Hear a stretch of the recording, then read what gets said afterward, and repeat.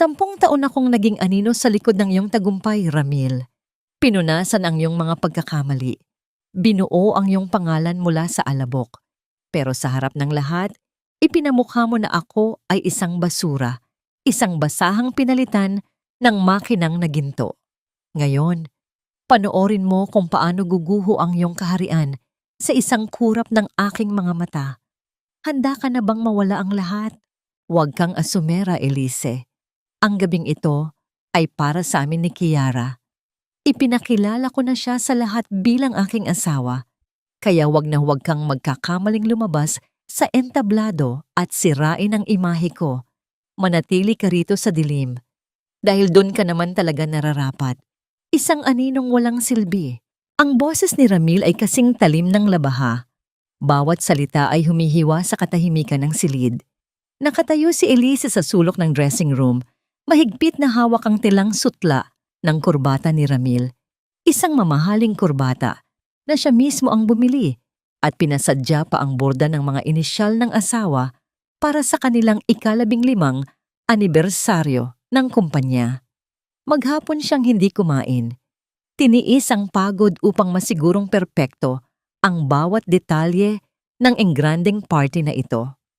Sa loob ng 10 taon, siya ang utak sa likod ng bawat tagumpay ni Ramil, ang kamay na humahawak sa kanya kapag siya ay nadarapa, at ang boses na nagbibigay ng katuwiran sa kanyang mga maling desisyon. Dahan-dahang lumuwag ang pagkakahawak ni Elise sa kurbata hanggang sa malaglag ito sa sahig. Tila isang patay na dahon na walang ingay na lumapag sa makintab na tiles. Hindi siya makahinga.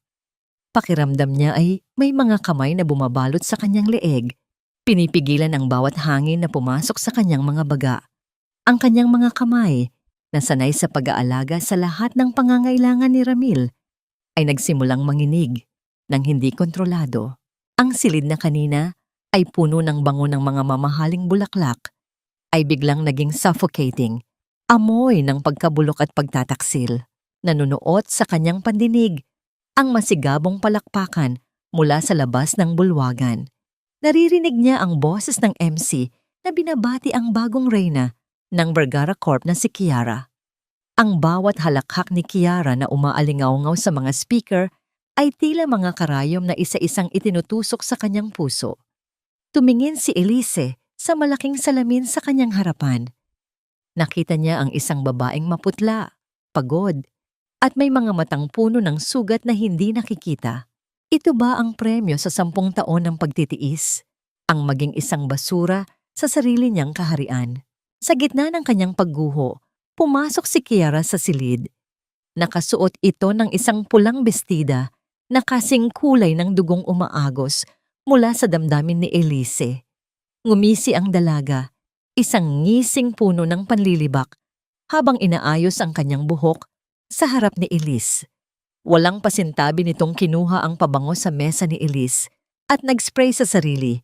Tila ba ang lahat ng narito ay pag-aari na niya. Oh, nandito ka pa pala, Elise? Akala ko ba malinaw na ang sinabi ni Ramil?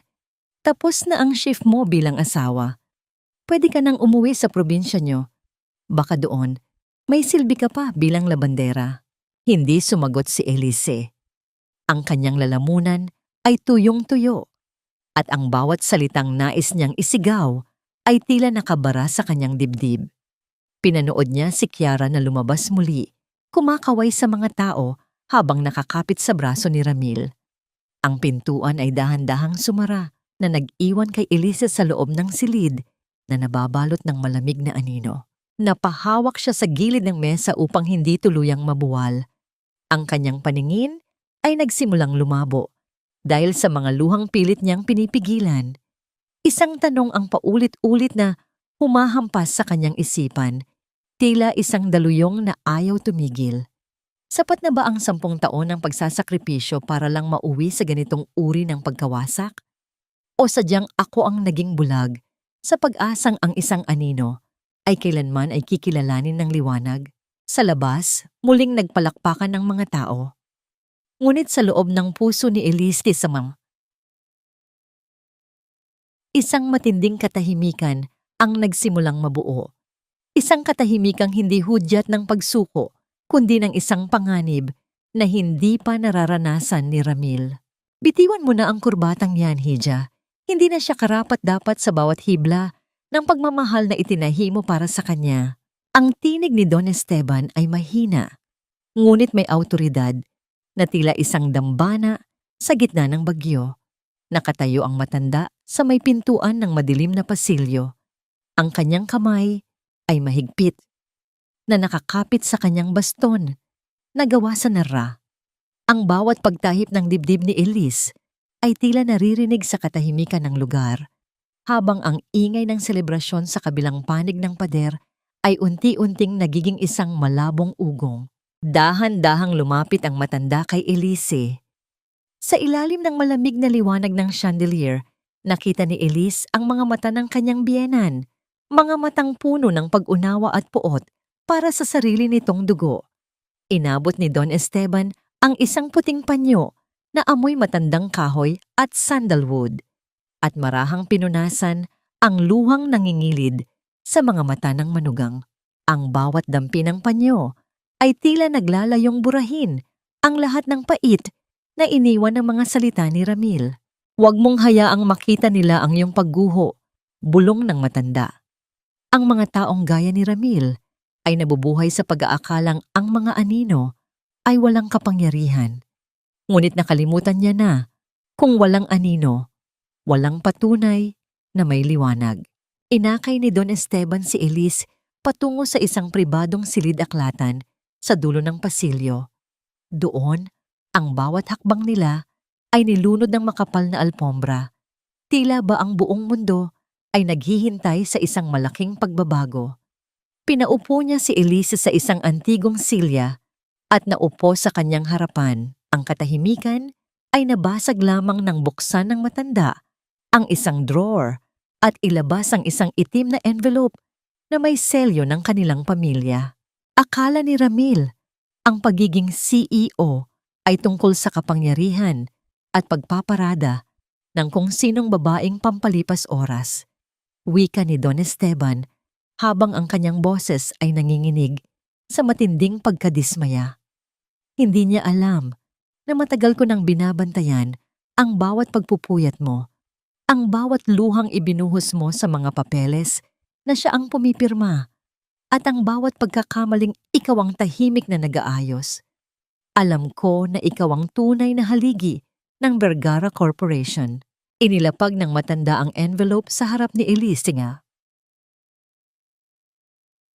Ang bigat nito ay tila nararamdaman ni Elise sa kanyang mismong kaluluwa.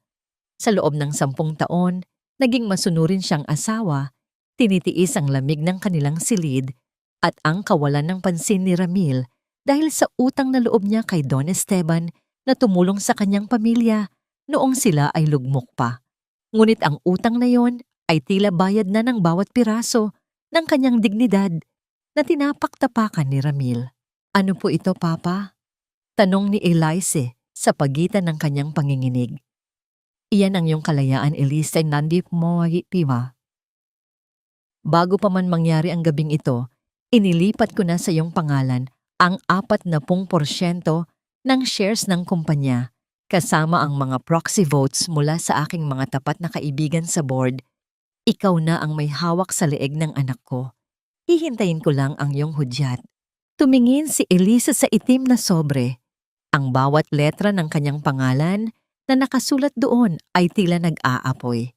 Sa isang sandali, bumalik sa kanyang isipan ang imahe ni Ramil at Kiara na nagtatawanan sa gitna ng entablado, ang mga matang puno ng pangungutya sa kanya. Ang sakit na kanina ay nagpapahina sa kanya ay unti-unting nagiging isang malamig at matalim na determinasyon. Hindi ko po gustong sirain ang kumpanya niyo, Papa. Bulong ni Elise, ang kanyang boses ay hindi na nanginginig, kundi puno na ng isang bagong uri ng lakas. Hindi mo ito sisirain, Hija. Ililigtas mo ito mula sa isang taong hindi marunong magpahalaga sa tunay na kayamanan. Ang kumpanyang ito ay bunga ng iyong sakripisyo. Panahon na para ang anino ay maging reyna. Nang hawakan ni Elise ang envelope, Naramdaman niya ang malamig na papel sa kanyang mga daliri. Isang malakas na kulog ang gumitla sa buong gusali, kasunod ng pagbuhos ng ulan na tila naguhugas sa dumi ng gabing iyon. Sa labas ng bintana, ang mga ilaw ng lungsod ay tila mga saksi sa isang lihim na kasunduan. Handa ka na ba, Elise? Dahil kapag binuksan mo ang sobrang iyan, wala nang balikan. Mawawala sa iyo ang lalaking minahal mo, pero mababawi mo ang babaeng matagal mo nang kinalimutan. Dahan-dahang hinawakan ni Elise ang selyo ng envelope. Ang kanyang puso ay tumitibok ng mabilis. Bawat pintig ay tila isang babala. Sa isang huling sulyap sa kanyang singsing sa kasal, napansin niya ang isang maliit na gasgas sa brilyante nito. Isang permanenteng marka ng lahat ng sakit na kanyang tiniis. Ramil, bulong niya sa hangin. Hindi mo alam kung ano ang pinakawalan mo. Binuksan ni Elise ang sobre at sa liwanag ng isang kidlat, bumungad sa kanya ang unang pahina ng dokumento na magpapabagsak sa mundong binuo ni Ramil sa loob ng 3 araw. Ngunit sa gitna ng mga legal na dokumento, may isang maliit na sulat kamay na nota na hindi niya inaasahan. Isang lihim na kahit si Don Esteban ay tila hindi alam na naroroon. Ang bawat pirma mo, Ramil, ay tinta lamang sa ibabaw ng papel. Ngunit ang bawat salita, bawat plano, at bawat tagumpay ay galing sa utak ng babaeng itinuring mong basura. Mag-isa si Elise sa loob ng kanilang madilim na silid-aralan sa bahay. Ang tanging liwanag ay ang mula sa screen ng kanyang laptop. Pinagmamasdan niya ang mga folder na naglalaman ng 10 taon ng kanyang pagsisikap. Narito ang mga blueprint ng mga gusaling itinayo ni Ramil, ang mga financial strategy na nagligtas sa kumpanya noong panahon ng krisis, at ang mga sikretong pakikipag-ugnayan sa mga pinakamalalaking investors sa bansa. Lahat ng ito ay gawa niya habang si Ramil ay abala sa paglalaro ng golf at paggastos sa mga mamahaling bar kasama ang kung sino-sinong babae. Kinuha ni Elise ang isang lumang frame sa ibabaw ng mesa. Larawan ito ng kanilang kasal. 10 taon na ang nakalilipas. Doon makikita ang isang Elise na punong-puno ng pangarap, nakangiti ng tapat sa lalaking akala niya ay kanyang magiging katuwang habang buhay. Dahan-dahang hinaplos ng kanyang hinlalaki ang mukha ni Ramil sa litrato. Naramdaman niya ang lamig ng salamin, singlamig ng pakikitungo sa kanya ng asawa nitong mga huling taon. Walang pag-aalinlangan, binitawan niya ang frame. Ang tunog ng pagbasag ng salamin sa sahig ay tila isang hudyat ng paglaya, isang malutong na paalam sa nakaraan na hindi na muling mabubuo pa. Hindi na niya ito pinulot. Hinayaan niyang manatili ang mga piraso sa sahig, matutulis at mapanganib. Sinimulan ni Elise ang kanyang plano. Hindi niya kailangang sumigaw o magmura. Ang kailangan lang niya ay bawiin ang suportang siya naman ang nagbigay sa simula pa lang. Gamit ang kanyang mouse, binuksan niya ang isang mahalagang file, ang huling negosasyon para sa Project Horizon, ang pinakamalaking kontrata na magpapasikat kay Ramil sa buong Asya. Sa isang click, tinanggal niya ang lahat ng kanyang mga notes, ang mga secret formulas ng bidding, at ang mga contact ng mga supplier na siya lang ang nakakakilala. Kinabukasan, sa opisina ng Vergara Corporation, ang hangin ay mabigat at puno ng tensyon. Pumasok si Ramil na kasunod si Kiara na parang isang reynang naglalakad sa sariling palasyo. Hindi nila napansin si Elise na tahimik na nag-aayos ng kanyang mga gamit sa kanyang lumang cubicle sa labas ng opisina ng CEO. Ramil, honey, nasaan na yung file para sa meeting mamaya? Sa mga bangko, I want to impress them. Malamig na wika ni Kiara habang nakasandal sa mesa ni Ramil. Don't worry, Kiara. Nandun yun sa shared drive. Elise always keeps it updated. Siya ang taga-ayos ng mga kalat ko, remember? Sagot ni Ramil na may kasamang tawa, hindi man lang tinitingnan ng pinto kung saan alam niyang naroon ang asawa. Ngunit nang buksan ni Ramil ang kanyang computer, ang kanyang nangiti ay uent-unting napalitan ng pagtataka. At kalaunan ay matinding kaba, empty folder. Sinubukan niyang hanapin ang backup, ngunit wala rin doon. Ang mga numero na dapat ay kabisado niya ay tila naging mga estrangherong simbolo. Sa bawat minutong lumilipas, ang pawis sa kanyang noo ay nagsisimulang pumatak sa kanyang mamahaling lamesa. Eksaktong 10:00 ng umaga, tumunog ang telepono sa ibabaw ng mesa ni Ramil. Ang boses ng kabilang linya ay malamig at formal. Si Mr. Santillan, ang pinuno ng konsorsyum ng mga bangko na nagpopondo sa kanilang mga proyekto.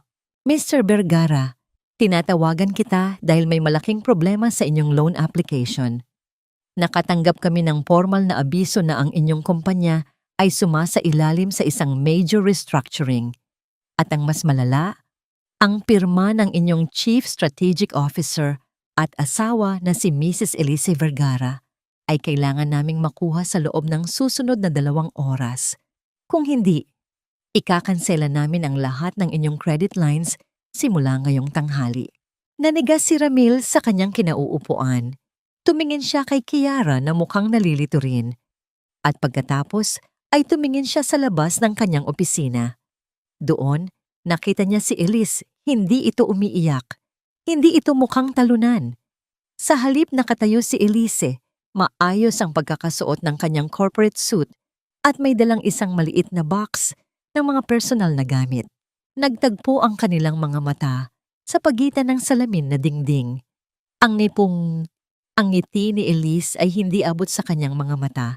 Isang ngiting tila nagsasabing nagsisimula pa lamang ang tunay na laro.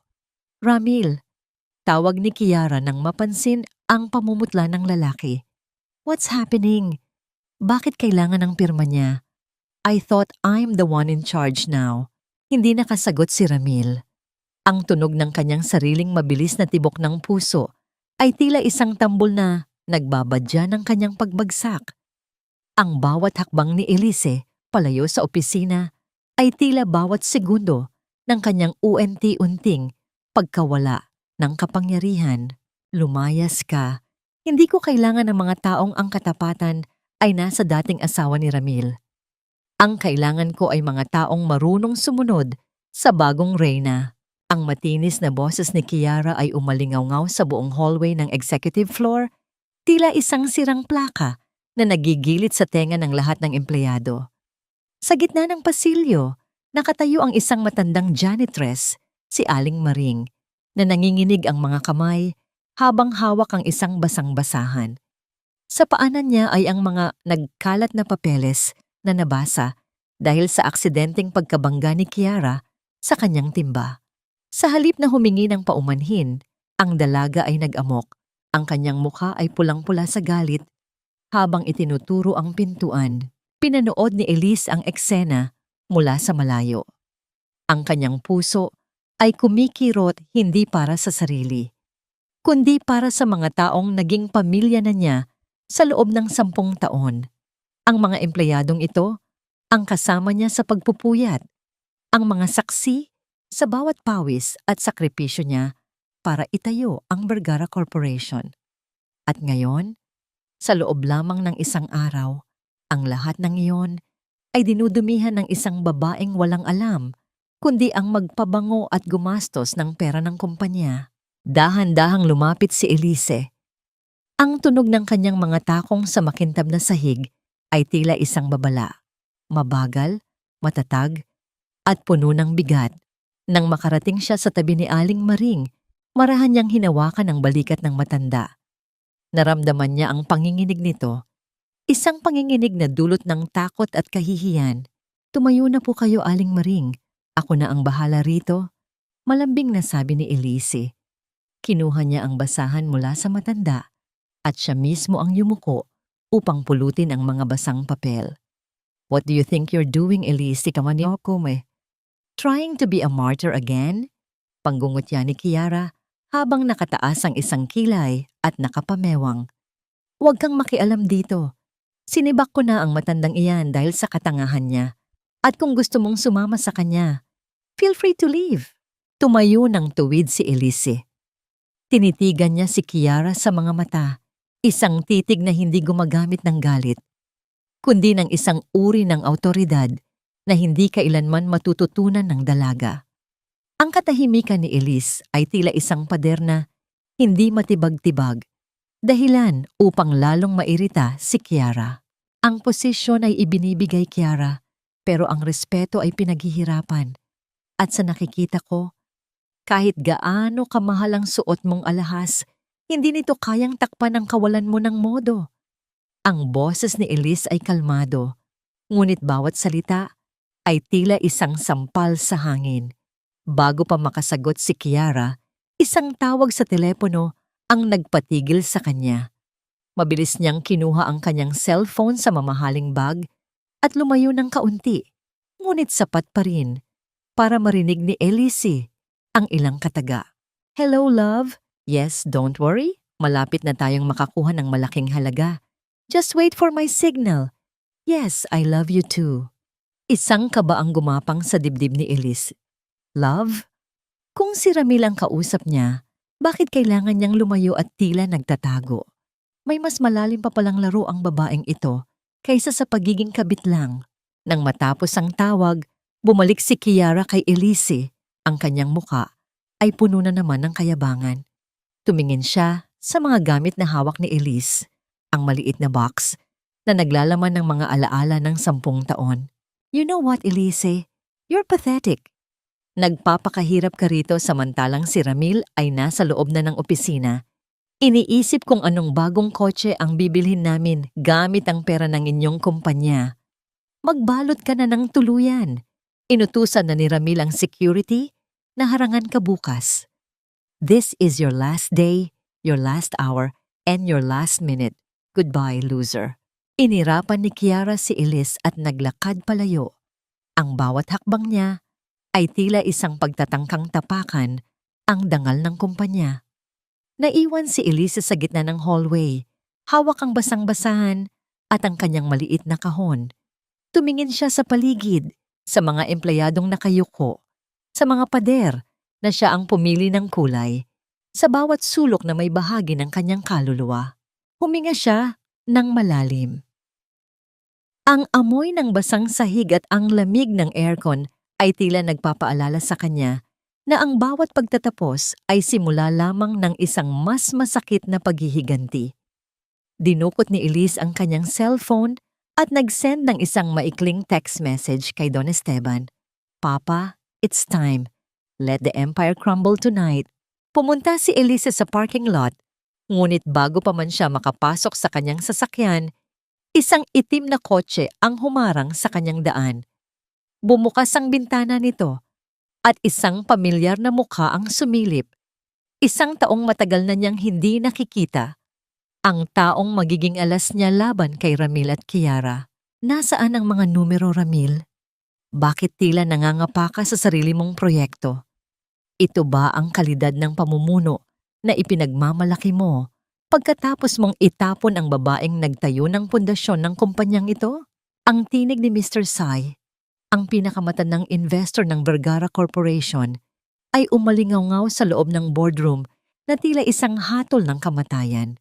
Ang bawat salita ay may bigat ng 30 taon ng karanasan at bawat titig niya ay tila bumubutas sa pagkatao ni Ramil.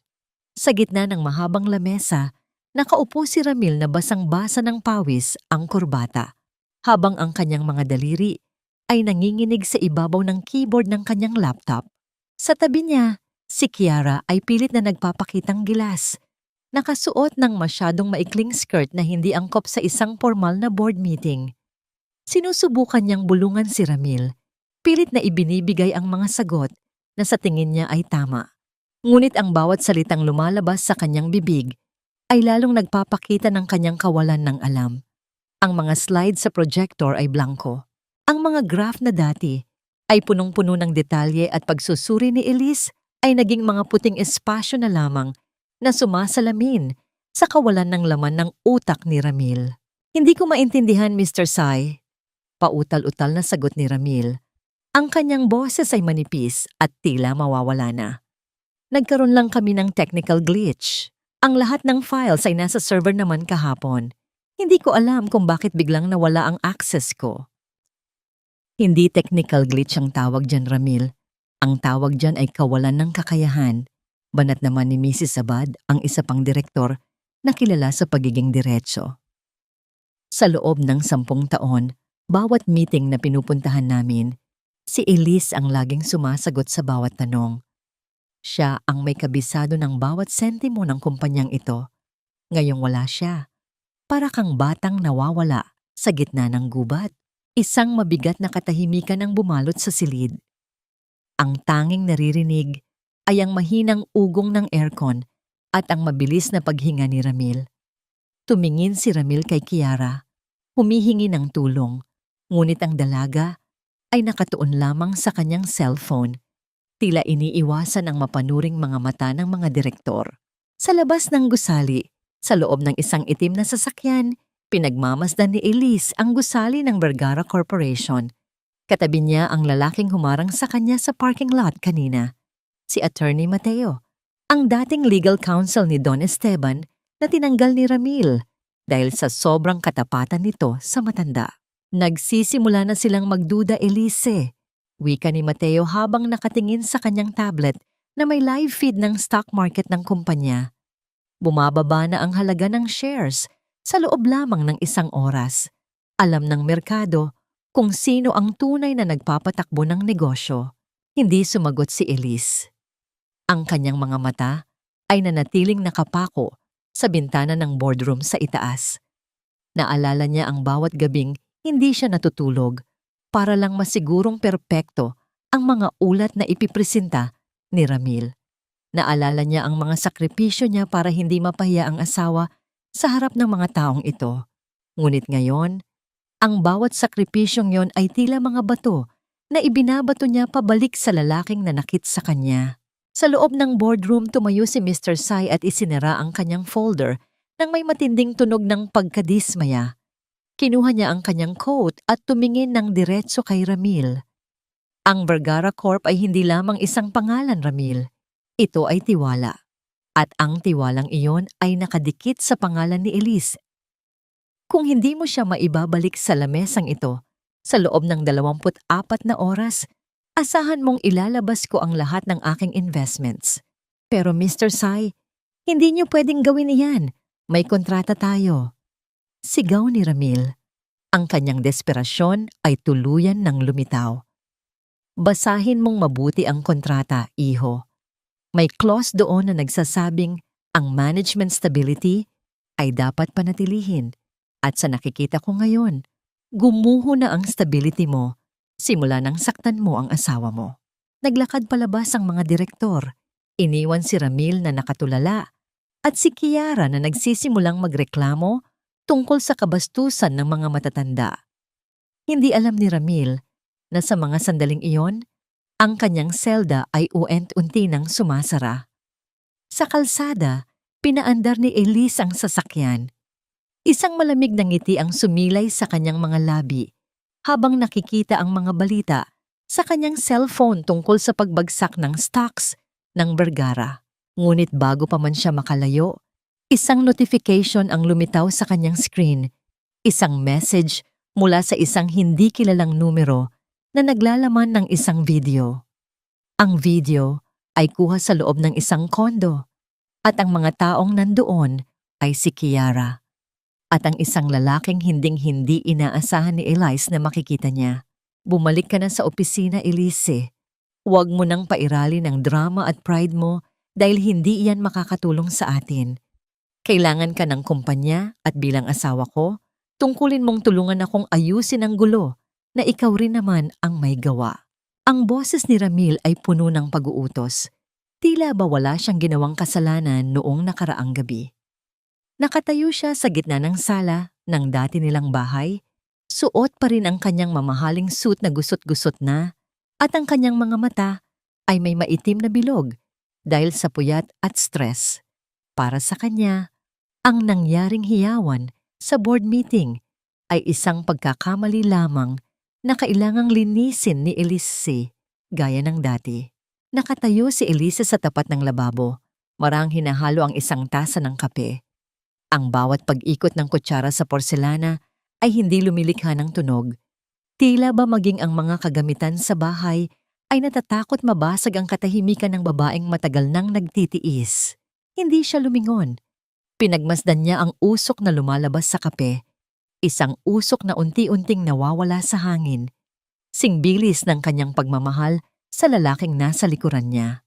Dahan-dahang lumakad si Elise patungo sa mesa at inilapag ang tasa sa harap ni Ramil. Umupo siya sa kabilang panig. Ang kanyang mukha ay kasing ayos ng isang estatwa. Walang mababakas na galit o pait.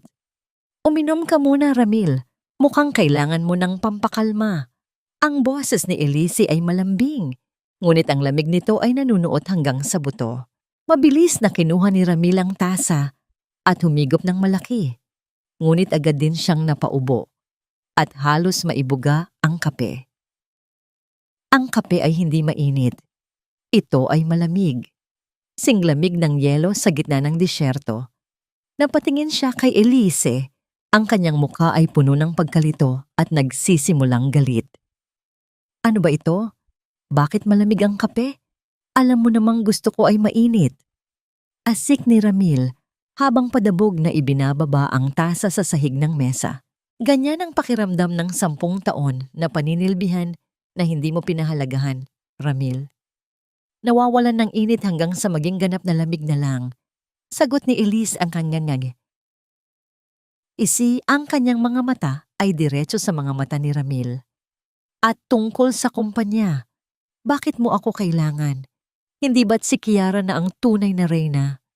Bakit hindi siya ang paggawin mo ng mga ulat? Bakit hindi siya ang harapin mo sa mga investors na galit na ngayon? Tumayo si Ramil at hinampas ang mesa. Ang tunog ng kanyang palad sa kahoy ay umalingaw-ngaw sa buong bahay. Ngunit hindi man lang kumurap si Elise. Ang kanyang takot sa galit ni Ramil ay matagal nang nabaon, kasama ng kanyang mga pangarap. Huwag mong idinamay si Kiara rito. Siya ay biktima rin ng sitwasyon. Elise, utang mo sa pamilya ko ang lahat ng meron ka. Kung hindi dahil sa tatay ko, isang hamak na sekretarya ka lang hanggang ngayon. Kaya huwag kang magmalaki. Sa loob ng dibdib ni Elise, naramdaman niya ang isang pamilyar na hapdi, ang muli-muling pagpapaalala sa kanya ng utang na loob. Ngunit sa pagkakataong ito, hindi ito naging kadena. Naging apoy ito. Naalala niya ang bawat gabing umiiyak siya habang tinitahi ang mga punit sa reputasyon ni Ramil. Naalala niya ang bawat pagkakataong isinakripisyo niya ang sariling pangalan para lang hindi ito mapahiya. Ang utang na loob ay may hangganan, Ramil, at ang sa akin ay matagal nang nabayaran ng bawat piraso ng aking dangal na kinuha mo, mahinahong sabi ni Elise. Kinuha niya ang kanyang cellphone mula sa bulsa ng kanyang apron at ipinatong ito sa mesa. Bago ka magmakaawa na bumalik ako, baka gusto mo munang panoorin ang regalong natanggap ko kanina. Pinindot ni Elise ang play button. Ang video na ipinadala sa kanya ay nagsimulang tumakbo. Doon, sa loob ng isang madilim na silid, makikita si Kiara na nakasandal sa isang lalaki. Ang lalaki ay nakatalikod, ngunit ang pamilyar na boses nito ay hindi maikakaila. Pinag-uusapan nila kung paano uubusin ang natitirang pondo ng Vergara Corp bago tuluyang iwan si Ramil sa kangkungan. Nanlaki ang mga mata ni Ramil, ang kanyang panga ay nanginig, at ang kanyang mukha ay naging kasing puti ng papel. Ang lalaking kasama ni Kiara ay ang kanyang sariling pinsan at ang Chief Financial Officer ng kumpanya, si Marcos. Ay, hindi. Hindi ito totoo. Gawa-gawa mo lang ito, Elise. Selos lang yan. Sigaw ni Ramil. Ngunit ang kanyang boses ay puno na ng pag-aalinlangan. Puntahan mo sila sa kondo ni Marcos, Ramil. Doon mo malalaman kung sino ang tunay na tapat sa'yo, sabi ni Elise habang tumatayo at tinatanggal ang kanyang apron.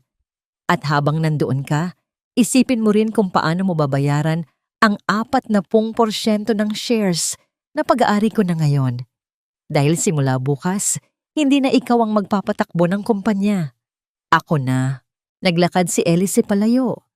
Iniwan si Ramil na nakatitig sa screen ng cellphone na patuloy na nagpapakita ng katotohanang ayaw niyang tanggapin. Ang bawat hakbang ni Elise, patungo sa pinto, ay tila pagputol sa huling hibla ng kanilang pagsasama.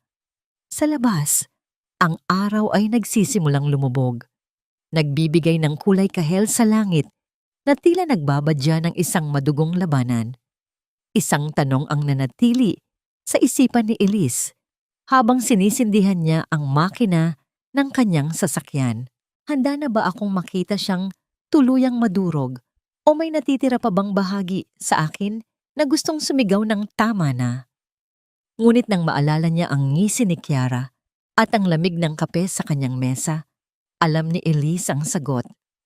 Ang pagpapatawad ay para sa mga taong nagsisisi, hindi para sa mga taong patuloy na nananakit. Siguraduhin mong hindi maiiwan ang pangalan ko sa mga transaksyon na yan, Marcos. Hayaan nating si Ramil ang sumalo ng lahat ng kaso kapag bumagsak ang Vergara Corporation. Pagkatapos nito, malaya na tayong dalawa na iwan ang bansang ito at ang lalaking yan na walang ibang alam kundi magyabang. Ang boses ni Kiara ay hindi na ang malambing at pabiktimang tono na ginagamit niya sa harap ni Ramil.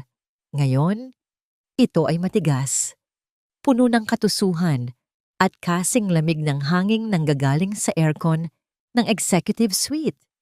Habang nagsasalita siya sa telepono, mabilis ang kanyang mga kamay sa pag-input ng mga password sa computer ni Ramil, mga password na nakuha niya sa pamamagitan ng paglalambing at pagpapaikot sa lalaking akala ay nakahanap na ng bagong pag-ibig.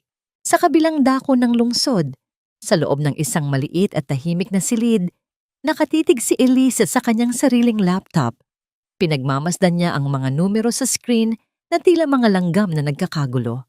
Bilang dating utak ng kumpanya, mayroon siyang mga backdoor access na hindi alam ni Ramil o kahit ni Marcos. Nakikita niya ang bawat sentimong inililipat mula sa pondo ng kumpanya patungo sa mga dummy accounts sa labas ng bansa. Ang bawat bawas sa balanse ay tila isang hiwa sa kanyang sariling laman.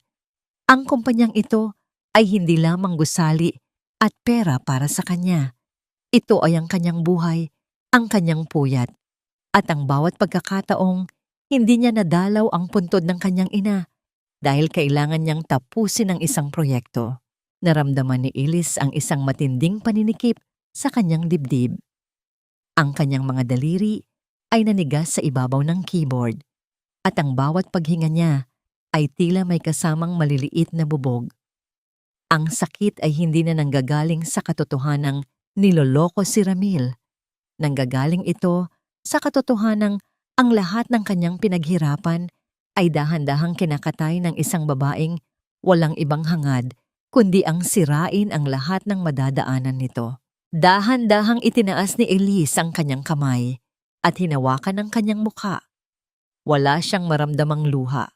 Tuyong-tuyo na ang kanyang mga mata, ngunit ang bigat sa kanyang puso ay tila isang dambuhalang bato na unti-unting lumulubog sa pusod ng dagat.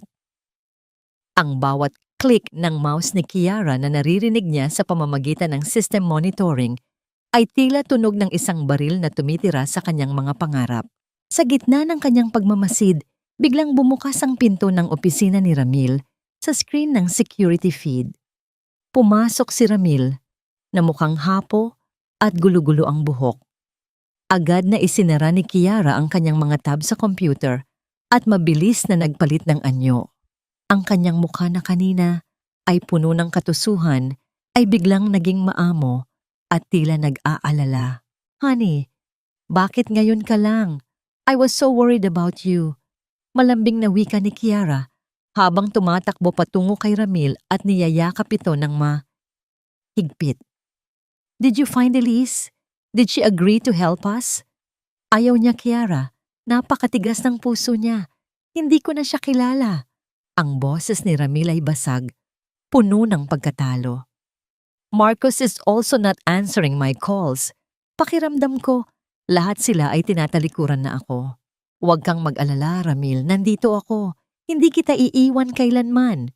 Bulong ni Kiara sa balikat ni Ramil, habang ang kanyang mga mata ay nakatingin sa computer at isang mapanuyang ngiti ang sumilay sa kanyang mga labi. Pinanood ni Elise ang eksenang yon mula sa kanyang madilim na silid. Ang kanyang sikmura ay bumaligtad sa tindi ng pagkasuklam. Gusto niyang sumigaw, gusto niyang tawagan si Ramil at ipamukha rito ang katotohanan, ngunit alam niyang hindi pa ito ang tamang panahon.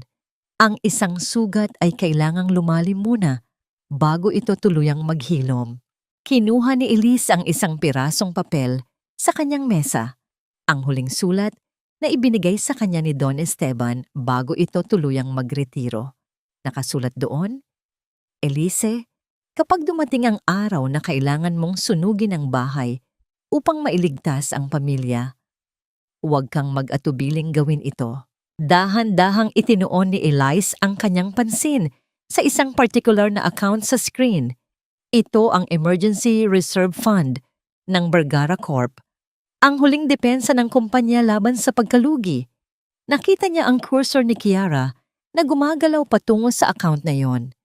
Isang maling galaw lang ni Kiara at mawawalan ng sahod ang libu-libong empleyado ng kumpanya. Nanginginig ang kamay ni Elise habang nakapatong sa black button. Kung pipindutin niya ito ngayon, maililigtas niya ang pondo, ngunit malalaman ni Kiara na may nagmamasid sa kanya.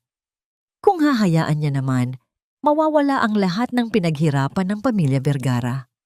Isang matinding pagtatalo ang nagaganap sa loob ng kanyang isipan. Ang katarungan ba ay mas mahalaga kaysa sa kaligtasan ng mga inosenteng tao? O kailangan bang dumanas ng sukdulang hirap ang lahat bago mahanap ang tunay na liwanag? Sa screen, nakita ni Elise ang daliri ni Kiara na handa nang pindutin ang transfer. Ang kanyang hininga ay huminto. Ang katahimikan sa loob ng kanyang silid ay naging kasing bigat ng isang libingan. Sino ang tunay na halimaw sa gabing ito? Ang babaeng nagnanakaw ng pera? O ang asawang hinahayaang mangyari ito para lamang makapaghiganti? Wala na ang pera, Ramil. Hindi lang ang pondo para sa mga empleyado, kundi maging ang sarili nating mga savings. Lahat ay naglaho na parang bula sa gitna ng hangin. Ang mga salitang ito ay tila mga palasong may lason na bumaon sa pandinig ni Ramil habang nakatitig siya sa kanyang computer screen. Ang mga numero na kanina ay nasa milyon ay naging 0. Isang malinis at nakakatakot na bilog na sumasalamin sa kawalan ng laman ng kanyang buhay ngayon.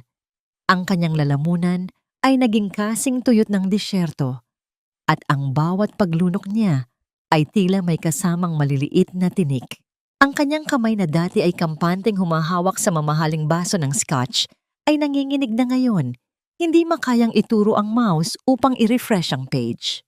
Sa labas ng kanyang opisina, ang dating masiglang ingay ng mga keyboard at tawanan ng mga empleyado ay napalitan ng isang nakabibinging bulungan.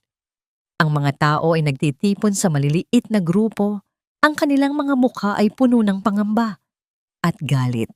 Naririnig ang mararahas na yabag ng mga sapatos sa hallway, mga taong naghahanap ng kasagutan kung bakit hindi pumasok ang kanilang mga sahod sa araw na ito. Ang amoy ng kaba ay tila humahalo sa lamig ng aircon, nagbibigay ng isang mapait na lasa sa hangin. Pumasok si Kiara sa silid, ang kanyang mukha ay balot ng isang pekeng pag-aalala. Ngunit sa likod ng kanyang mga mata, may isang kislap ng pagmamadali. Tila isang ibong naghahanap na ng butas kung saan pwedeng lumipad palayo bago tuluyang gumuho ang kuta. "Honey, what's happening?" Sabi ng mga security sa baba. May mga tao raw mula sa bangko na may dalang mga papel. Ang boses ni Kiara ay mataas, puno ng tensyon na tila isang kwerdas ng gitara na malapit ng maputol. "Is it true? Are we losing everything?" Hindi nakasagot si Ramil. Ang kanyang paningin ay nakapako sa bintana kung saan tanaw ang malaking karatula ng Vergara Corporation na unti-unti nang binabalot ng dilim ng paparating na gabi.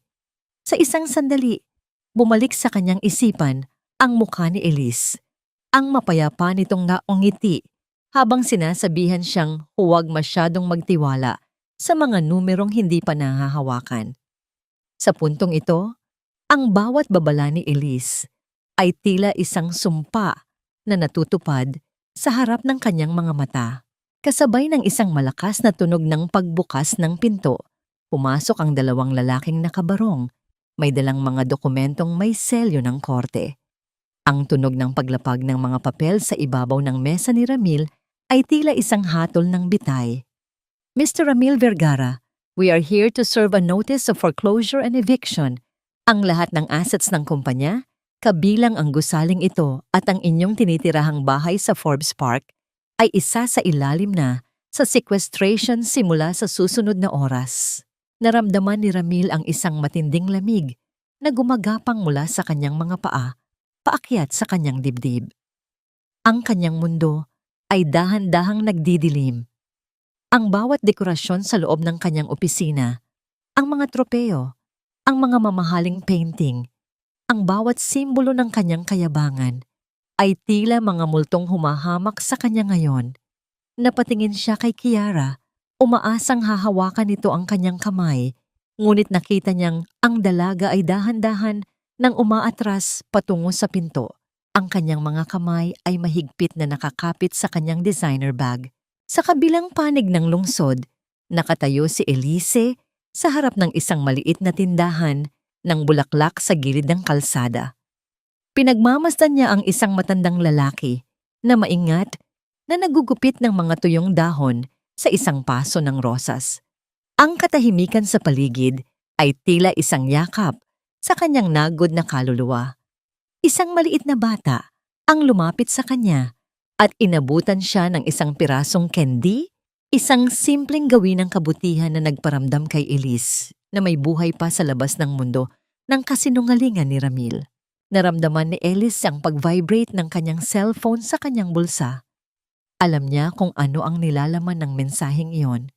Alam niya na sa mga sandaling ito, ang tore na itinayo ni Ramil gamit ang buhangin ng pagtataksil ay tuluyan ng gumuho. Tapos na ang unang yugto, Elise. Bulong niya sa kanyang sarili habang tinatanaw ang papalayong bata. Ngunit bakit hindi ko maramdaman ang tagumpay? Bakit tila may isang bahagi pa rin ng puso ko ang sumisigaw sa sakit?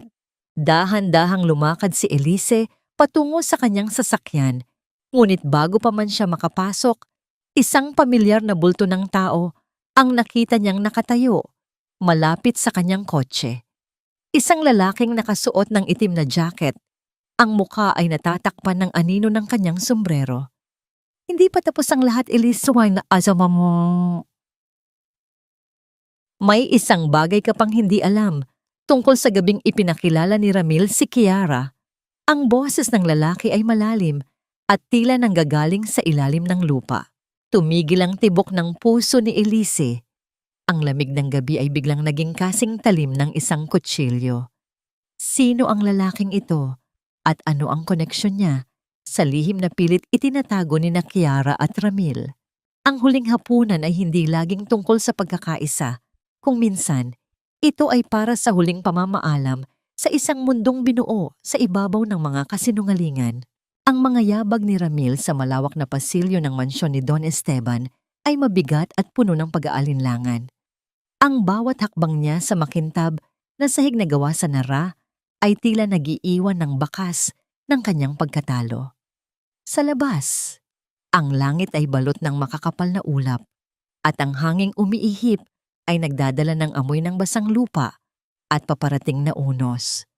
Walang mga security na sumalubong sa kanya. Walang mga katulong na nag-agawan sa kanyang bitbit na bag. Ang katahimikan sa loob ng mansyon ay kasing lamig ng isang libingan. Pagdating niya sa dining hall, natigilan si Ramil. Doon, sa ilalim ng dambuhalang chandelier na nagbibigay ng madilaw na liwanag, nakaupo sina Don Esteban at Elise. Sila ay tahimik na kumakain.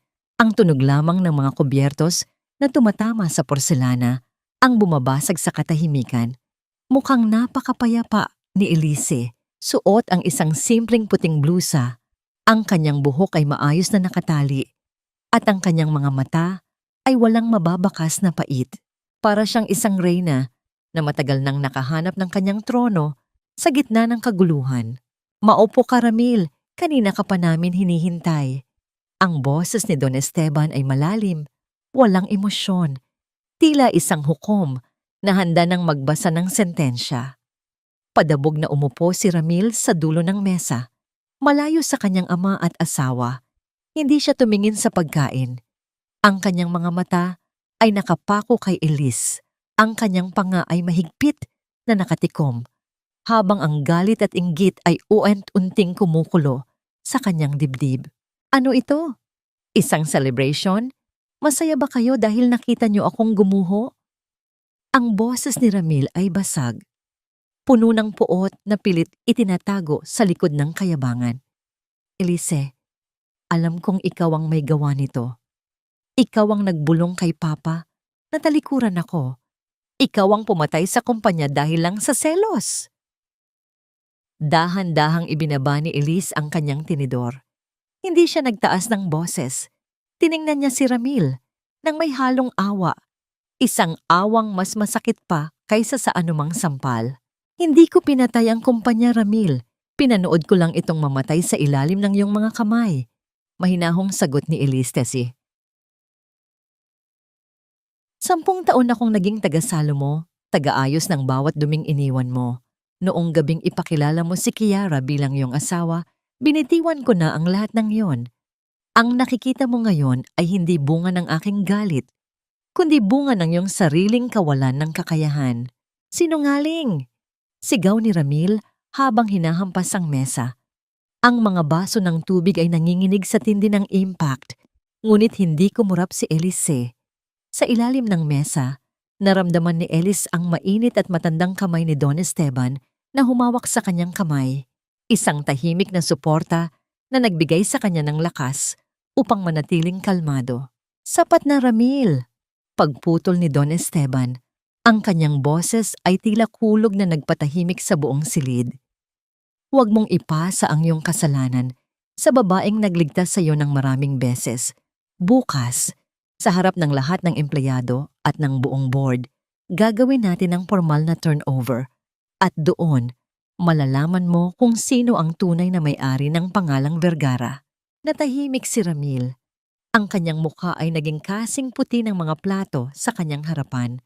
Ang bawat paghinga niya ay tila may kasamang bubog na sumusugat sa kanyang lalamunan.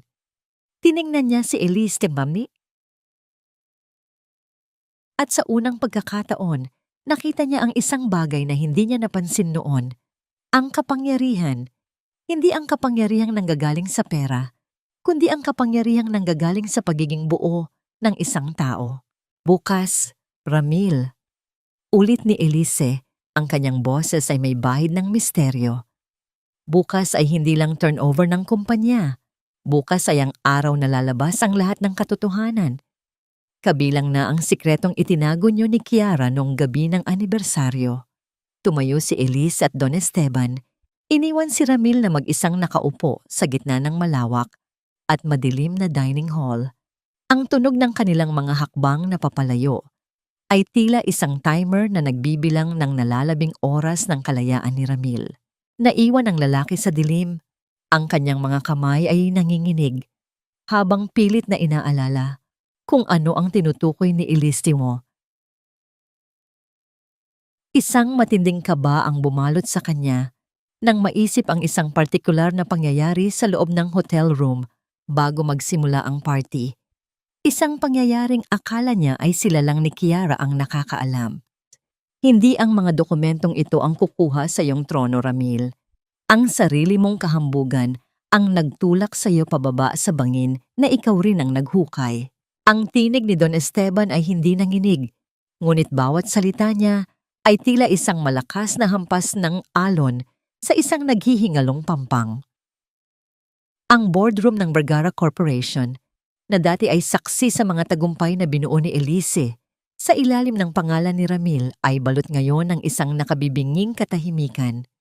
Ang mga direktor ay nakaupo sa paligid ng mahabang lamesa.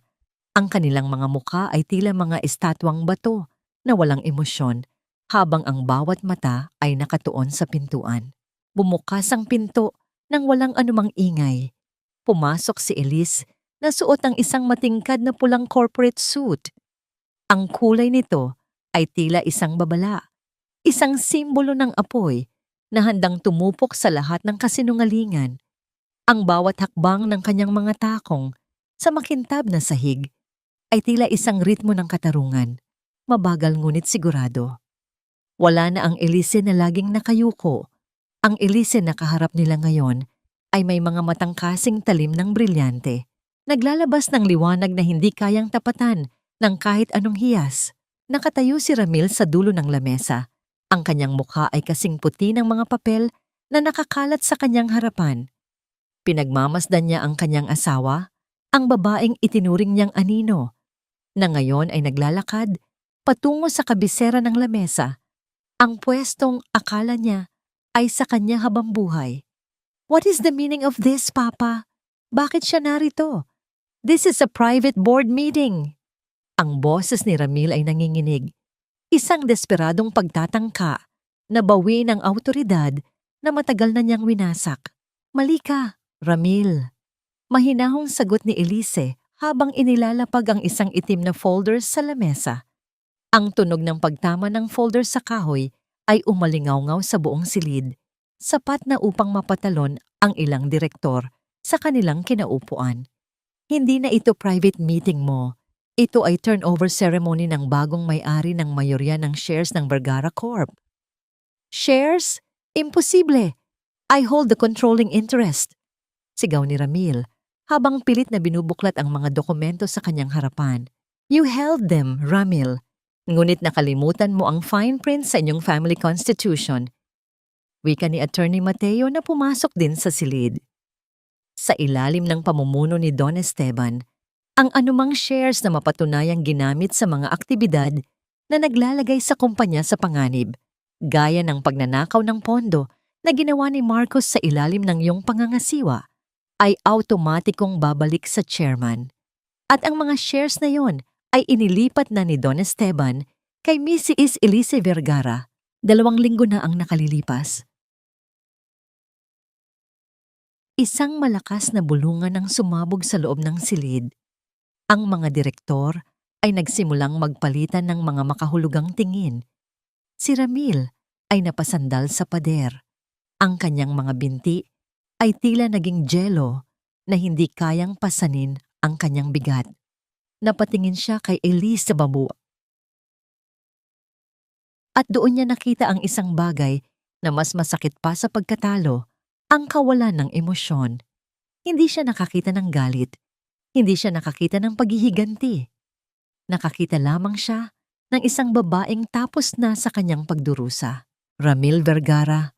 Ang boses ni Elise ay umalingaw-ngaw, puno ng kapangyarihang nanggagaling sa 10 taon ng pananahimik. You are officially terminated from all your positions in this company. Your access to all corporate accounts is now revoked.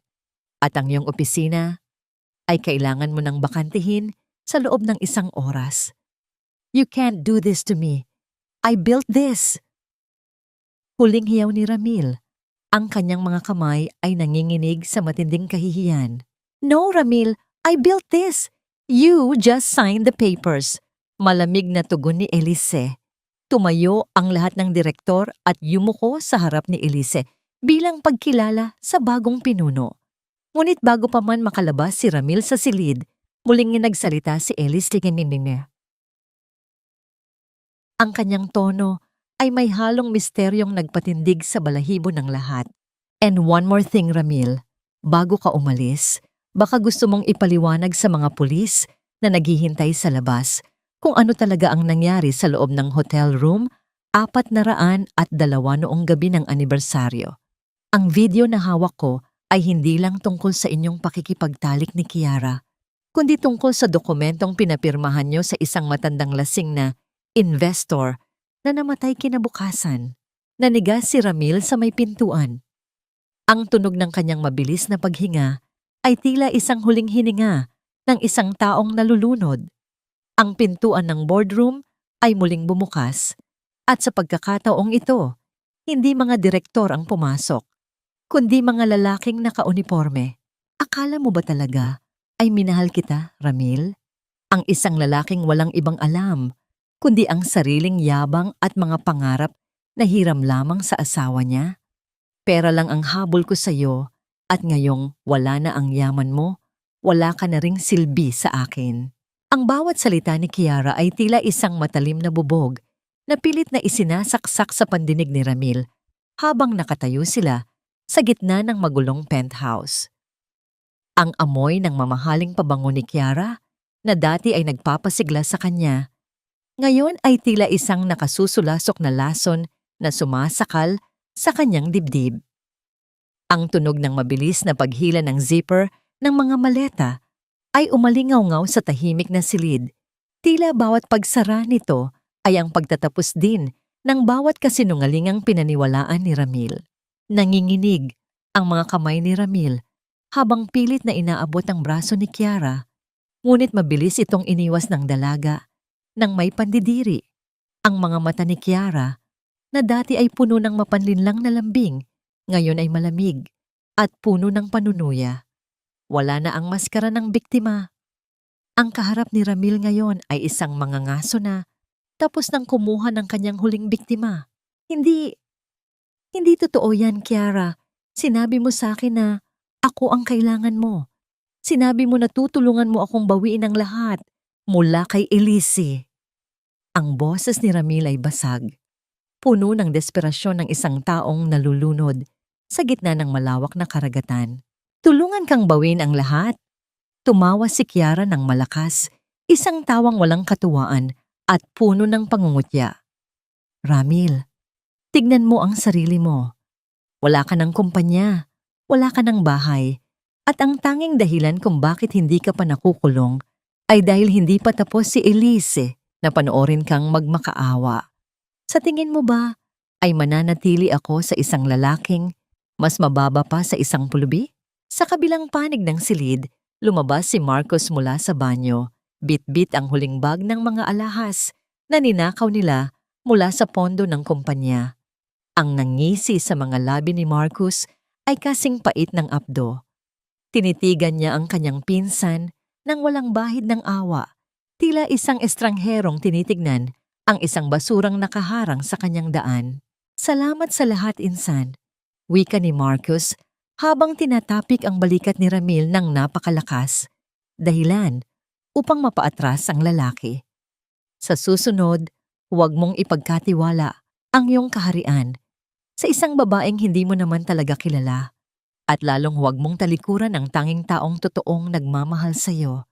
Masyado kang naging kampante sa kapangyarihang hindi naman sa iyo. Pinanood ni Ramil ang dalawa habang naglalakad palabas ng penthouse. Ang tunog ng kanilang mga hakbang na papalayo ay tila mga huling pintig ng kanyang puso. Nang tuluyang sumara ang pinto, ang tunog ng lock na nag-click ay naging hudyat ng kanyang ganap na pag-iisa. Ang silid na dati ay puno ng luho ay tila naging isang malaking selda, malamig, madilim, at puno ng mga anino ng kanyang mga pagkakamali. Napaluhod si Ramil sa gitna ng sahig. Ang kanyang paningin ay nagsimulang lumabo dahil sa mga luhang hindi na niya napigilan.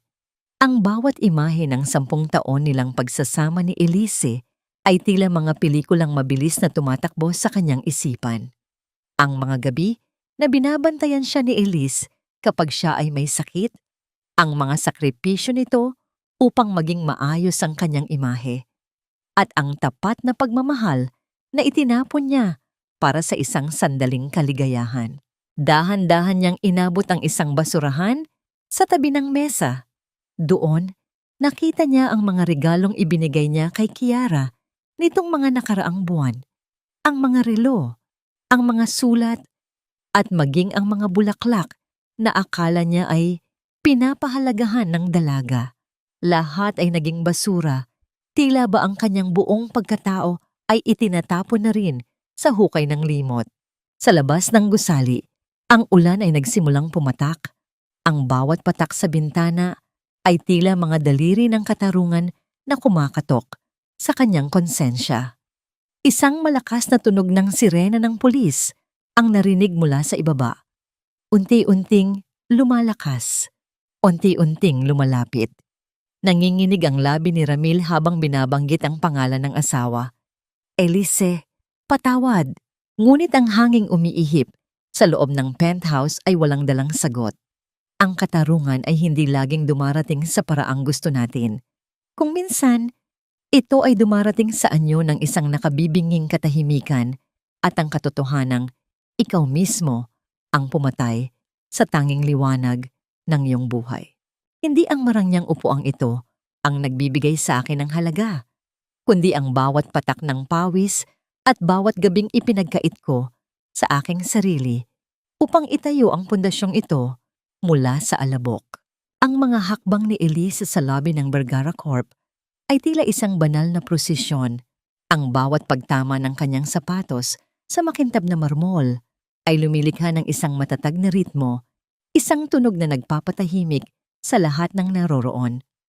Ang mga empleyadong dati ay umiiwas sa kanyang tingin o bumubulong sa kanyang likuran ay nakatayo na ngayon ng tuwid. Ang kanilang mga mata ay puno ng paghanga at pag-asa. Ang hangin sa loob ng gusali, na dati ay mabigat dahil sa tensyon at takot sa ilalim ni Ramil, ay tila gumaan at naging sariwa.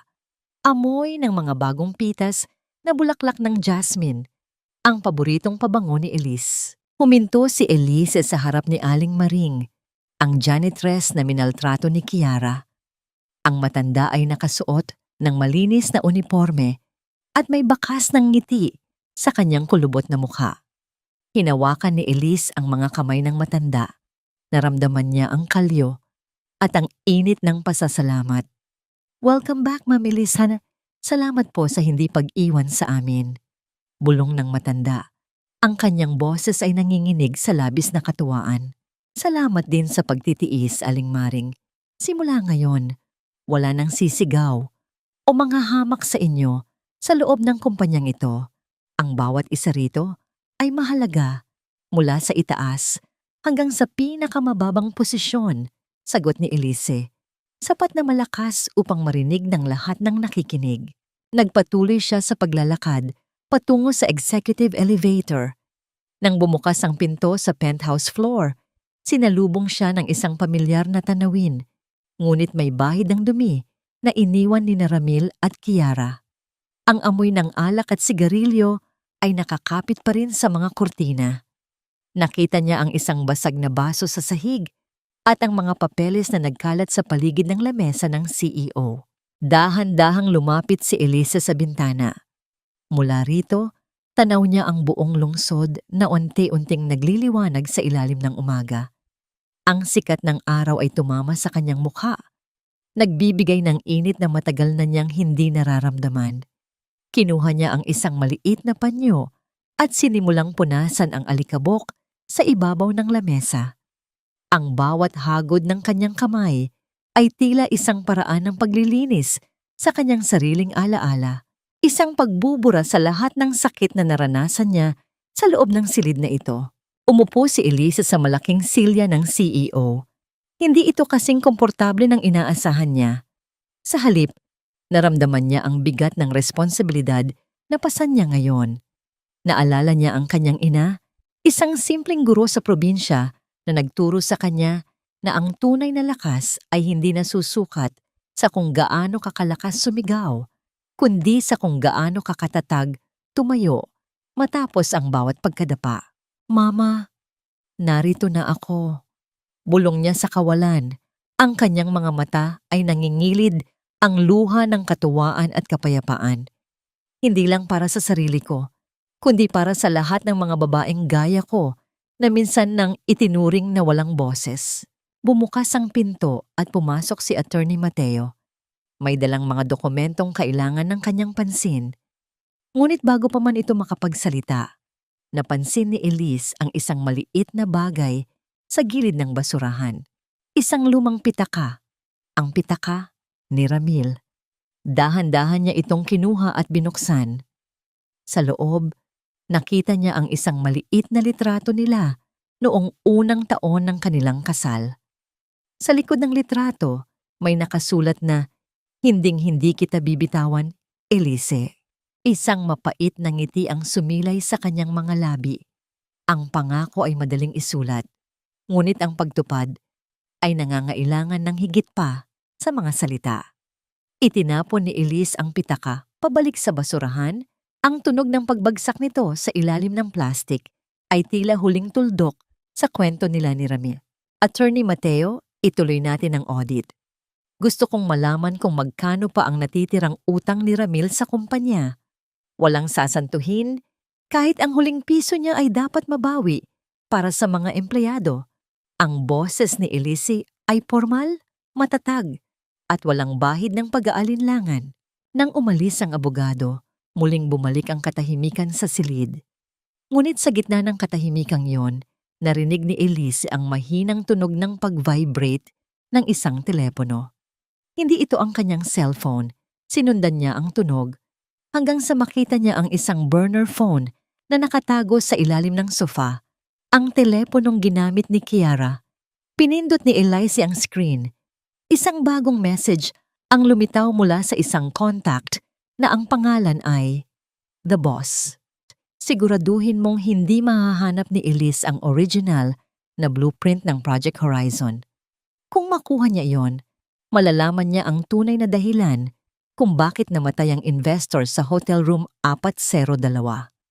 Tumigil ang tibok ng puso ni Elise. Ang lamig ng aircon ay biglang naging kasing talim ng isang kutsilyo sa kanyang batok. Akala niya ay tapos na ang laban, ngunit mukhang may mas malalim at mas madilim pang lihim ang nakatago sa ilalim ng kumpanyang akala niya ay kilala na niya ng buong buo. Elise, parang awa mo na. Hindi mo ba naaalala ang gabi sa Tagaytay? Noong nangako tayo sa isa't isa sa harap ng bulkang Taal na walang iwanan, ano man ang mangyari? Tayo lang dalawa laban sa mundo, Elise. Pwede nating ibalik yun. Pwede tayong magsimula muli. Ang boses ni Ramil ay nanginginig, hindi dahil sa lamig ng ulan na tumatulong mula sa kanyang gulugulong buhok, kundi dahil sa desperasyong dulot ng pagkatalo. Nakatayo siya sa labas ng pintuan ng opisina ni Elise. Ang kanyang mga kamay ay nakadikit sa salamin, tila isang taong pilit na kumakapit sa isang barkong matagal na niyang pinalubog. Ang dati niyang makisig na anyo ay naglaho na. Ang tanging natira ay isang lalaking tila nilamon ng sarili niyang mga kasinungalingan. Sa loob ng opisina, nakaupo si Elise sa kanyang silya. Ang kanyang paningin ay hindi nakatuon kay Ramil, kundi sa burner phone na hawak niya sa kanyang kanang kamay. Pinapanood niya ang mga droplets ng ulan na gumugulong sa bintana. Tila bawat isa ay isang luhang hindi na niya kayang iluha pa. Ang bawat salita ni Ramil ay nagpapabalik sa kanya sa mga panahong ang bawat pangako nito ay tila batas para sa kanya. Ngunit ngayon, ang mga alaalang iyon ay hindi na nagdadala ng init, kundi ng isang hapding kasing pait ng abdo. Dahan-dahang tumayo si Elise at lumapit sa pintuan. Ang tunog ng kanyang bawat hakbang ay tila isang hatol na umuukit sa katahimikan ng silid. Nang makarating siya sa harap ng salamin, nakita niya ang sariling refleksyon na nakapatong sa mukha ni Ramil. Ang kontras ay masakit sa mata. Isang babaeng matatag at buo, laban sa isang lalaking wasak at hungkag. Ang gabi sa Tagaytay, ang boses ni Elise ay kasing lamig ng hanging nanggagaling sa vent ng aircon. Naaalala ko yun, Ramil, pero naaalala ko rin ang gabi ng anibersaryo. Naaalala ko ang bawat tawa mo habang ipinapahiya mo ako sa harap ng lahat. Naaalala ko ang mukha mo nang sabihin mong, isa lang akong aninong walang silbi. Nagkamali ako, Elise. Nadala lang ako ni Kiara. Nilason niya ang isip ko. Sigaw ni Ramil. Ang kanyang mga mata ay naniningkit sa pilit na pag-iyak. Kailangan kita. Ikaw lang ang nakakakilala sa akin. Ikaw lang ang makakapagligtas sa akin mula sa mga kasong ito. Hindi ako ang kailangan mo, Ramil. Ang kailangan mo ay ang kaligtasang laging ibinibigay ko sa iyo sa loob ng 10 taon. Mahinahong sagot ni Elise habang dahan-dahang binubuksan ang pinto. Ang amoy ng basang damit ni Ramil ay humalo sa bango ng kanyang opisina. Isang amoy ng nakaraan na pilit na sumisingit sa kanyang kasalukuyan. Nakita ni Elise sa bulsa ni Ramil ang isang maliit na tuyong bulaklak, isang rosas na matagal na niyang ibinigay dito. Isang maliit na bahagi ng kanyang puso ang kumutitap. Tila isang mitya na nais pang mag-apoy. Ngunit agad din itong napatay nang maalala niya ang mensahe sa burner phone tungkol sa Project Horizon. Kinuha ni Elise ang tuyong bulaklak mula sa bulsa ni Ramil at pinanood itong madurog sa pagitan ng kanyang mga daliri. Ang mga piraso ng tuyong petals ay nalaglag sa sahig, tila mga alabok na hindi na muling mabubuo pa. Ang Elise na kilala mo, ang Elise na kayang magpatawad kahit gaano kasakit, ay pinatay mo na noong gabing iyon, Ramil. Ang kaharap mo ngayon ay ang babaeng binuo ng iyong mga pagkakamali. Wika niya, ang bawat salita ay may bigat ng isang huling pamamaalam. Anong ibig mong sabihin? Hindi mo na ba ako mahal? Tanong ni Ramil. Ang kanyang boses ay naging isang mahinang bulong. Ang pag-ibig ay hindi parang damit na pwede mong hubarin at isuot muli. Kapag kailangan mo, Ramil, ito ay tiwala. At ang tiwalang iyon ay kasama mong itinapon sa basurahan. Tugon ni Elise. Inabot niya sa kanya ang isang folder na may mga dokumento ng kumpanya. Bago ka umalis, basahin mo ito. Ito ang orihinal na blueprint ng Project Horizon. May isang pangalan dito na hindi ko inaasahan. Isang pangalan na nagpapatunay na hindi lang ikaw at si Kiara ang may kinalaman sa pagkamatay ng investor na si Mr. Della Riva. Nanigas si Ramil nang makita ang pangalang nakasulat sa dokumento. Ang kanyang panga ay nanginig at ang kanyang mga mata ay tila lalabas sa kanilang mga socket sa tindi ng gulat. Ang tunog ng mabilis na paghinga ni Ramil ay tila isang babala ng isang paparating na trahedya. Paano mo nakuha ito? Pautal-utal na tanong ni Ramil. Hindi na mahalaga kung paano. Ang mahalaga ay kung sino ang susunod na bibisita sa iyo sa kulungan. Malamig na sabi ni Elise habang itinuturo ang elevator. Umalis ka na, Ramil. Huwag mo nang hintaying tawagin ko ang security. Pinanood ni Elise ang pagsasara ng pinto ng elevator. Ang tunog ng mekanismo nito ay tila isang huling hininga ng kanilang pagsasama. Ngunit nang makabalik siya sa kanyang mesa, nakatanggap siya ng isang tawag mula sa isang unknown number. Nakuha mo na ang kumpanya, Elise, pero ang katotohanan sa likod ng Project Horizon ay hindi lang ikasisira ni Ramil. Ikasisira rin nito ang dangal ni Don Esteban. Handa ka bang piliin ang katarungan kapalit ng pamilyang natitira sa iyo? Ang boses sa kabilang linya ay boses ni Marcos, ngunit may kasama itong tunog ng isang taong naghihingalo sa background. Isang matinding kaba ang bumalot kay Elise habang tinitignan niya ang larawan ni Don Esteban sa kanyang mesa. Ang bawat palakpak ng mga tao sa bulwagang ito ay tila mga hampas ng alon na pilit na lumulunod sa katotohanang hawak ko sa aking mga kamay. Sa kabila ng ningning ng mga hiyas at bango ng mga mamahaling bulaklak, ramdam ko ang lamig ng isang lihim na nagbabadyang tumupok sa huling pamilyang natitira sa akin. Nakatayo si Elise sa gitna ng engrandeng entablado ng Vergara Foundation Charity Gala. Ang bawat mata sa loob ng ballroom ay nakatingin sa kanya ng may paghanga. Isang babaeng hindi lamang bumangon mula sa pagkakalugmok, kundi nagdala pa ng bagong pag-asa para sa libu-libong pamilya ng mga manggagawa. Ang liwanag mula sa mga kamera ng media ay tila mga kidlat na nagbibigay diin sa kanyang katatagan, ngunit sa likod ng kanyang ngiti ay ang boses ni Marcos na patuloy na umaalingaw-ngaw sa kanyang isipan, tila isang sumpa na ayaw siyang tantanan. Dahan-dahang bumaba si Elise mula sa entablado matapos ang kanyang talumpati. Isang maliit na batang babae, ang anak ng isa sa mga warehouse staff na tinulungan niya, ang lumapit sa kanya. Ang bata ay may dalang isang maliit at tila lantang bulaklak ng sampagita na nakatali sa isang piraso ng maruming sinulid. Ang amoy ng bulaklak ay nanuot sa ilong ni Elise.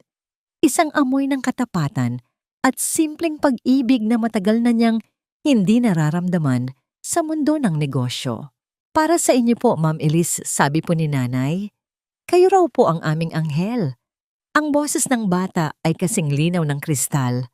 Walang bahid ng katusuhan. Naramdaman ni Elise ang isang matinding kurot sa kanyang puso. Lumuhod siya upang pantayan ng bata at tinanggap ang bulaklak. Sa sandaling iyon, ang lahat ng ingay ng party, ang tunog ng mga kubyertos at ang mga bulungan ng mga elitistang panauhin ay tila naglaho. Ang tanging mahalaga ay ang init ng kamay ng bata sa kanyang palad. Dito niya napagtanto ang kanyang tunay na halaga, hindi bilang CEO, kundi bilang isang tao na may kakayahang magbigay ng liwanag sa dilim ng iba. Matapos ang event, sa halip na umuwi sa kanyang penthouse, nagpahatid si Elise sa mansyon ni Don Esteban. Ang hardin ng matanda ay balot ng katahimikan. Ang tanging naririnig ay ang mahinang kaluskos ng mga dahon sa ilalim ng hanging gabi. Nakita niya si Don Esteban na nakaupo sa kanyang paboritong silya, pinagmamasdan ang mga rosas na tila may malalim na iniisip. Ang bawat kunot sa noo ng matanda ay tila isang pahina ng kasaysayang puno ng sakripisyo. Papa, kailangan nating mag-usap. Ang boses ni Elise ay mahinahon, ngunit may kasamang bigat na hindi maikakaila. Tungkol ito sa Project Horizon. At sa huling gabi ni Mr. De La Riva sa Hotel Room 402, tumigil ang kamay ni Don Esteban sa pag-aayos ng kanyang kumot. Ang katahimikan sa pagitan nila ay naging kasing bigat ng isang dambuhalang pader. Tumingin ang matanda sa malayo, ang kanyang mga mata ay naging malabo. Tila bumabalik sa isang panahong nais na niyang ibaon sa limot. Alam ko na darating ang araw na itatanong mo yan, Elise. Bulong ni Don Esteban, ang kanyang boses ay tila isang tuyong dahon na nadurog. Akala ko ay protektado kita sa madilim na bahaging ito ng ating pamilya. Pero ang katotohanan ay parang tubig, laging nakakahanap ng butas para lumabas. Inabot ni Don Esteban ang isang maliit na susi mula sa kanyang bulsa at ibinigay ito kay Elise. Ang susi na yan ay magdadala sa iyo sa isang safety deposit box sa ilalim ng aking pangalan. Doon mo malalaman kung bakit kailangang manatiling lihim ang Project Horizon. Pero bago mo buksan yon, Hija, tanungin mo muna ang iyong sarili. Handa ka bang piliin ang katarungan para sa isang estranghero? Kahit ang kapalit nito ay ang pagkakakulong ng taong itinuring mong ama? Nanginginig ang kamay ni Elise habang hinahawakan ang malamig na metal ng susi. Ang bawat tibok ng kanyang puso ay tila isang babala. Ang amoy ng sampagitang ibinigay ng bata ay nananatili pa rin sa kanyang palad. Tila nagpapaalala sa kanya ng kanyang paninindigan. Bumalik si Elise sa kanyang sasakyan, ngunit bago pa man siya makalabas ng gate, nakita niya ang isang itim na van na mabilis na humarurot palayo. Sa sahig ng kanyang driver's seat, may nakalagay na isang sobreng may bahid ng tuyong dugo. Huwag mo akong hawakan, Ramil. Kadiri ka. Huwag mong idampi ang madumi mong kamay sa balat ko dahil hindi na tayo magkakilala.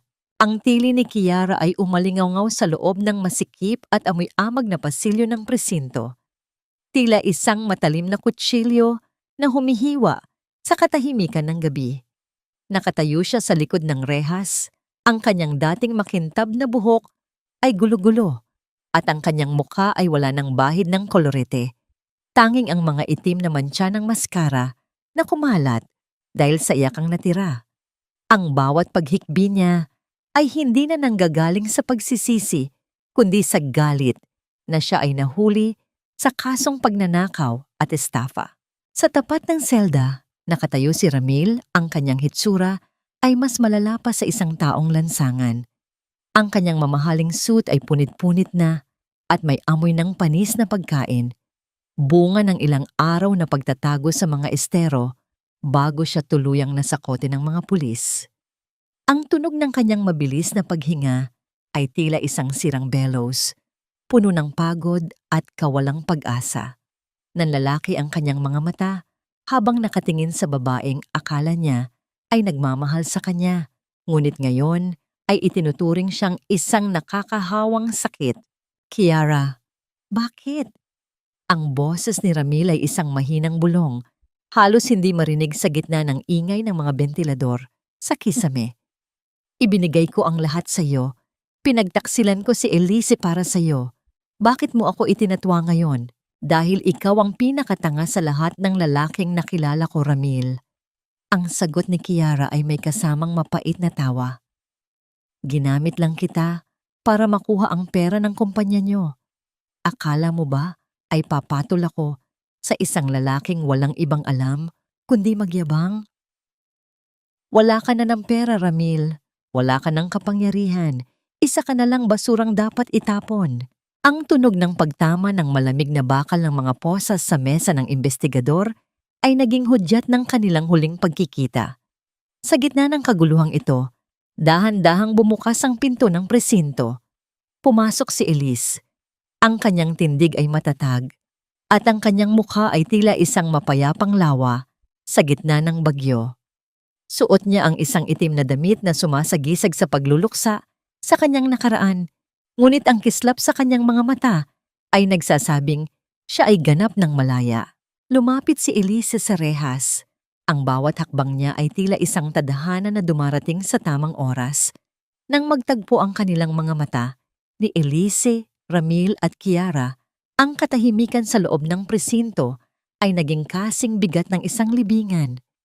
Walang sumigaw, walang nagmura. Ang tanging naririnig ay ang mahinang tunog ng ulan sa labas na tila naghuhugas sa mga dumi ng kahapon. Narito ang mga dokumentong kailangan nyo. Wika ni Elise habang iniaabot ang sobrang may bahid ng dugo kay Attorney Mateo. Ang nilalaman nito ay nagpapatunay na si Marcos at Kiara ang tunay na pumatay kay Mr. Dela Riva. At si Ramil, siya ang nagbulag-bulagan dahil sa kanyang pansariling interes. Elise, parang awa mo na. Ilabas mo ako riyo. Sigaw ni Ramil habang pilit na inaabot ang laylayan ng damit ni Elise sa pagitan ng mga rehas. Asawa mo pa rin ako. Alalahanin mo ang mga taon nating pagsasama. Dahan-dahang tumingin si Elise sa kanyang asawa. Sa unang pagkakataon, wala siyang naramdamang hapdi. Wala siyang naramdamang galit. Ang tanging naramdaman niya ay ang isang matinding lumbay para sa isang taong hindi kailanman natutong magmahal ng totoo. Hinawakan ni Elise ang kamay ni Ramil na nakakapit sa rehas at marahan itong inalis. Tila isang tuyong dahon na pilit na sumasabit sa isang puno. Ang karma ay hindi isang parusa, Ramil. Ito ay salamin ng lahat ng iyong ginawa.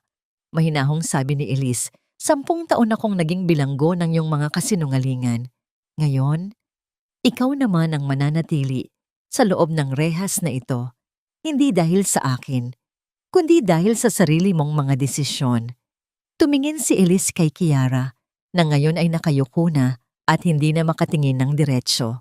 Ang dating buhok ng Reyna ay tila naging isang pugad ng mga pagsisisi. Ang ganda ay kumukupas, Kiara, lalo na kung ang puso ay bulok sa loob.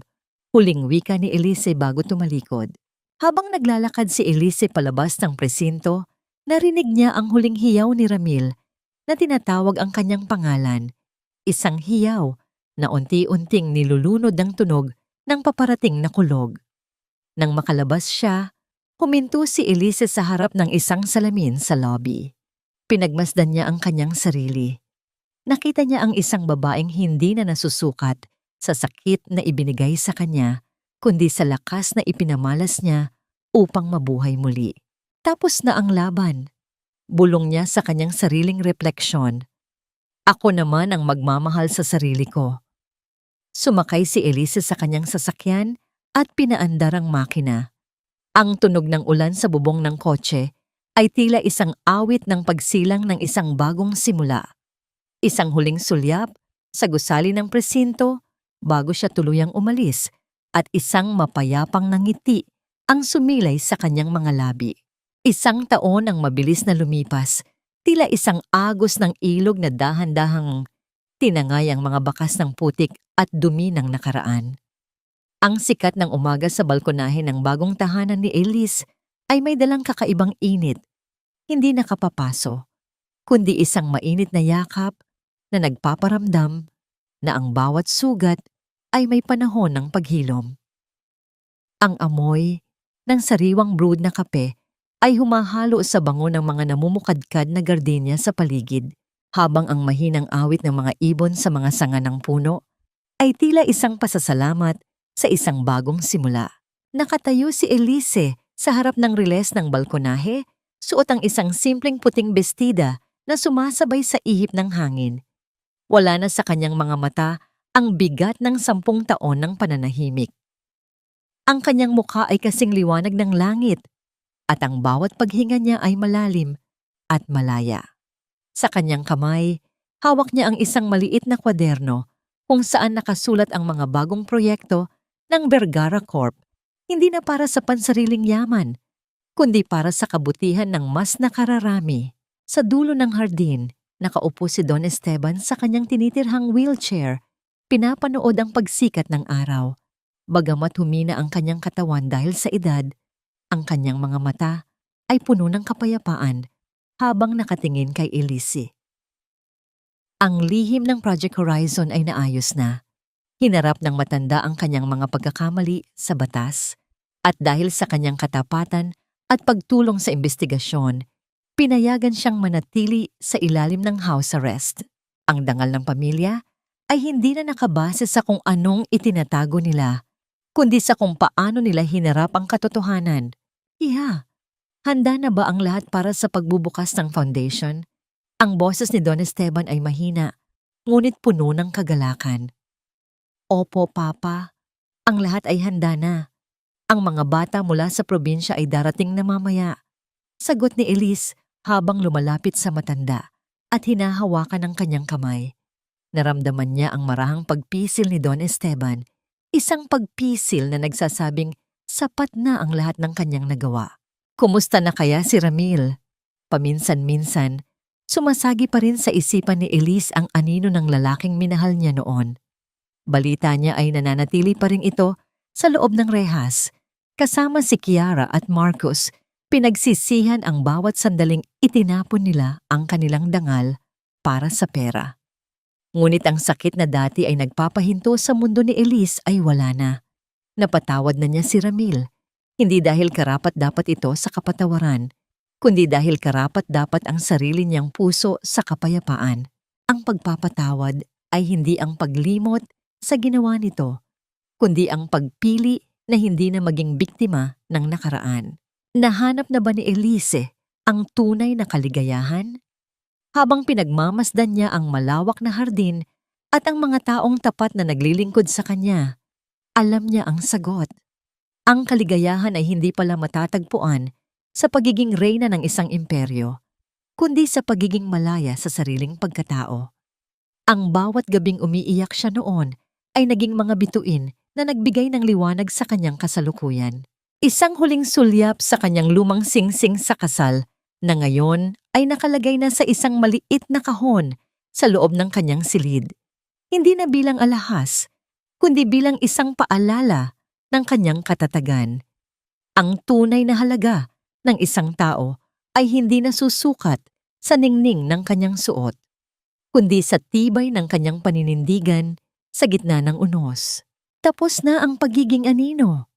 Bulong ni Elise sa hangin habang pinapanood ang isang paru-paro na malayang lumilipad patungo sa liwanag. Ako na ang liwanag ng sarili kong buhay. Ang kwento ni Elise ay hindi lamang kwento ng paghihiganti, kundi isang kanta ng pag-asa. Ito ay nagpapaalala sa bawat isa na kahit gaano kadilim ang gabi, ang umaga ay laging darating para sa mga pusong marunong maghintay at lumaban para sa kanilang sariling dignidad.